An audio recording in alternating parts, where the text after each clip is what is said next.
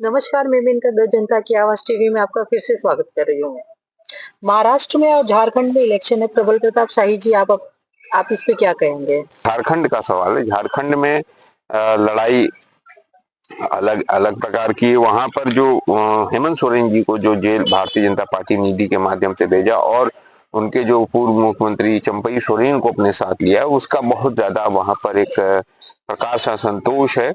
और हेमंत सोरेन जी जानते हो आप कि उनके पिताजी शिबू सोरेन जी हैं और उनको आदिवासी एक भगवान की तरह ही पूजते हैं। उनको माना जाता है, गुरुजी माना जाता है, गुरुजी कहा जाता है सम्मान के साथ। और वहां पर आदिवासी लोग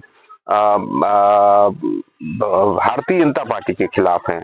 मुझे लग रहा है कि वहां का चुनाव भी एक बहुत ही महत्वपूर्ण चुनाव है। भारतीय जनता पार्टी पूरी कोशिशें कर रही है, बहुत ज्यादा वहां पर सांप्रदायिक हिंसा कराने की कोशिश कर रही है, बहुत सारी चीजें कर रही है, लेकिन उसके बावजूद वहां पर मुझे लगता है कि कांग्रेस पार्टी और जेम में वहां पर जबरदस्त तरीके से वहां पर करेगा। और एक सबसे बड़ा सवाल, जिस तरीके से जेएमएम ने झारखंड मुक्ति मोर्चा ने टेक ऑन किया है चुनाव आयोग को, जिस तरीके से डेट आने वाला था उसके पहले ही भारतीय जनता पार्टी को उस डेट के बारे में जानकारी, चुनाव की डेट के बारे में जानकारी, इसको लेकर जिस तरीके से वहां बातें हुई हैं, ये बातें बहुत ज्यादा मुझे लगता है कि चुनाव आयोग के ऊपर जो सवाल झारखंड मुक्ति मोर्चा के नेताओं ने उठाया है, ये सवाल सोचनीय है। और इसको लेकर मुझे लग रहा है ये मुद्दा भी बनेगा, बहुत बड़ा मुद्दा बनने वाला है चुनाव के दौरान भी। और वहां पर एक और चीज है कि वहां पर जो लोग जो आदिवासी हैं, जो वहां पर जो रहते हैं, उन लोगों की भी एक वैसे वहां पर भारतीय जनता पार्टी को बाहरी पार्टी के तौर पे देखा जाता है। मुझे लगता है कि वहां भी जो है भारतीय जनता पार्टी की दाल नहीं गलेगी।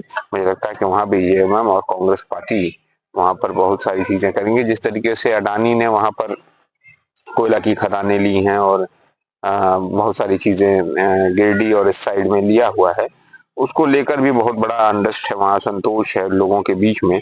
और ये चीज को समझो आपकी, असंतोष जब फैलता है तो धीरे धीरे भारतीय जनता पार्टी के खिलाफ एक मूवमेंट बनेगा। नरेंद्र मोदी जिस तरीके से, ये लड़ाई है कि झारखंड की संपदा बचेगी कि नहीं बचेगी, लड़ाई ये है।